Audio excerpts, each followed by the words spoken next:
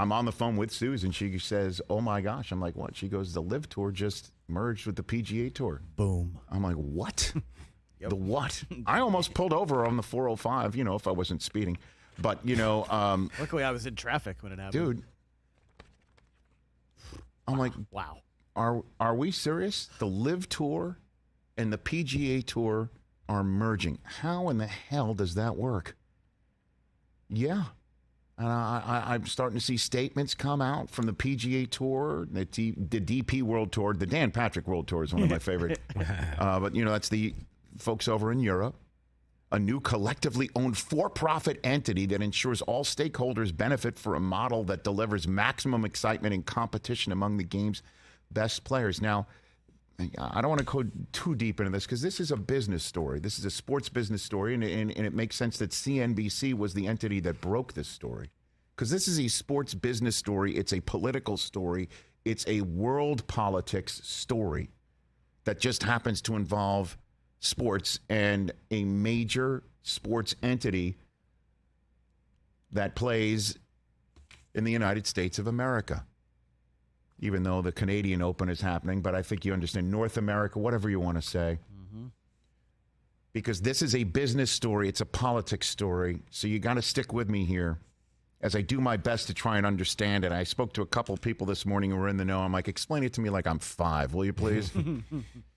And, there's the PGA Tour is a nonprofit, but it's also saying it's a for-profit entity now, and they're still maintaining what's called a 501c6 nonprofit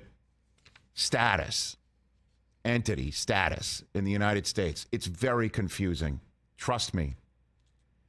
So I don't know how this all works. And you know who also doesn't know how this all works? Anybody who's not named Jay Monahan, the PGA Tour commissioner, and the folks involved in the Public Investment Fund, which is the PIF, which is what the Saudi Investment Fund is being called, because this is Saudi Arabia buying the PGA Tour and also buying the lawsuits that are going between both entities, the LIV Tour and the PGA Tour, buying them, dropping these lawsuits, because that's part of this merger is litigation is getting dropped. That's what this is about. I had it explained to me again from multiple people. The Saudi prince doesn't want to be deposed. Nope. Okay. And the LIV Tour players want back in on the PGA Tour. This is what's been described to me. And so everybody gets together and tries to figure this thing out, how to make it work. And again, we're going to learn more about this news. I'm coming on the air within an hour of finding out about it and reading about it and making some phone calls about it. This is the way it's been described to me from multiple people. Okay? And how it comes across is easy to sum up in 2 words. It stinks. It stinks to high heaven. That's 5 words. Because in the lawsuit, the countersuit that the PGA Tour threw on LIV, Jay Monahan was quoted as saying in the countersuit is I'm quoting from the countersuit. The LIV is using players, quote, and the game of golf to sports wash the recent history of Saudi atrocities. And today, what Saudi atrocities? We don't know. We have no idea. You tell me about these atrocities. Boof, gone. Okay. Money. Read about it as much as you want. There's a new board. The PGA Tour will say that they're also have their nonprofit status. They're still a charitable organization. There's also a commercial entity now that the PIF, the Saudis, are the exclusive investors in, and they can also be in charge of who else is allowed to invest moving forward. What does that sound like? Somebody who owns something, correct? And so they're going to get together and figure stuff out. What does it look like? The team aspect of the LIV Tour is apparently still on the table. I don't know how that looks on the PGA Tour. Because I'll tell you what, The guys who said no to the LIV money and are now watching all the LIV guys who took the money have a path to come back and play with them with their fat-ass wallets in their back pockets. You think those guys are going to want to put on a Fireball golf shirt and aces and team up with those guys? Smash. How does Rory McIlroy feel today? Tiger, who turned down damn near $1 billion. And you could sit there and say, Rich, they're fine, whatever. But this is the principle of the matter. They were principled in a situation where Jay Monahan, the PGA Tour commissioner, sounded principled and then heel turned. Because I cannot imagine how much money was put into this kitty by the PIF. And how do you think Rory and the guys who turned down the money feel when they turn on Twitter today and see not only these tweets from LIV Tour players? Phil Mickelson, awesome day today with a smiley emoji. Brooks Koepka, your recent PGA champion. Welfare check on Chambly. Now, he's referring to Brandel Chambly, the NBC, Peacock, Golf Channel analyst. He would call moralist, hand-wringer. The LIV players hate him. Mm-hmm. How do you think the guys who turn down the money feel when they turn on Twitter and learn of the news? Through Twitter. Colin Morikawa, I love finding out morning news on Twitter. Two-time major champion. Jay Monahan did send a memo to the tour players. If you're also on the back end of the tour, you're sitting here thinking, does that make me, am I at least going to be what, the 53rd man on the roster if I'm ranked 200, 225, 250, 300? Do I now get at least a base salary? Do I get benefits? Do I get child care? What do I get now? Obviously, this is all going to get figured out. What if they didn't want the Saudi money? They're now going to take it just to get a tour card?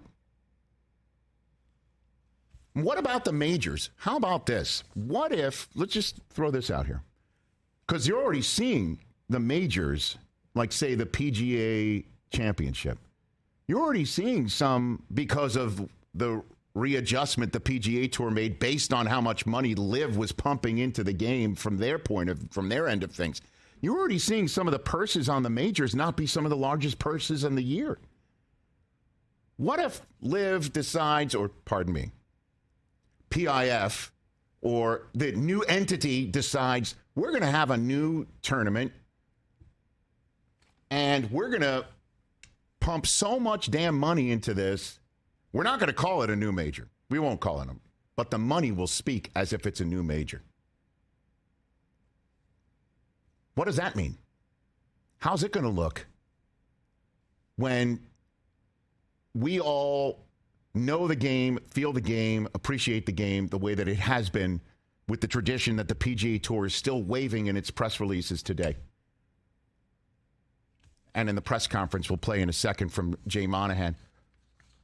What if that totally gets upended by the money that gets pumped in here? It's going to be on the players to actually sit here and say, well, we're not going to play in that tournament, or we'll play in this one, or we're not playing in that major anymore because I'm kind of tired from making all that much more money at some de facto new major that's been created, say, on a course that might be owned by an individual who has been all about the LIV Tour over the last several months. I'm just saying it's totally changed the Saudis' own golf. Period. End of story. Jay Monahan, though, held a press conference today, and Jay had this to say about how it's going to unify the game of golf. Hit it. There's been a lot of tension in our sport over the last couple of years, but what we're talking about today is coming together to unify the game of golf and to do so under one umbrella. And, David, the way that we're doing that is we're creating a for-profit LLC that the PIF is going to invest in alongside the DP World Tour. And together, we're going to move forward and we're going to take efforts to grow and expand this great game and to take it to new heights.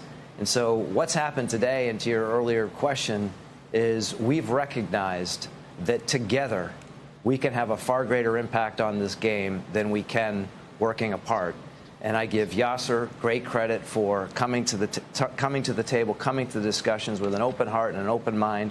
We did the same, and the game of golf is better for what we've done here today.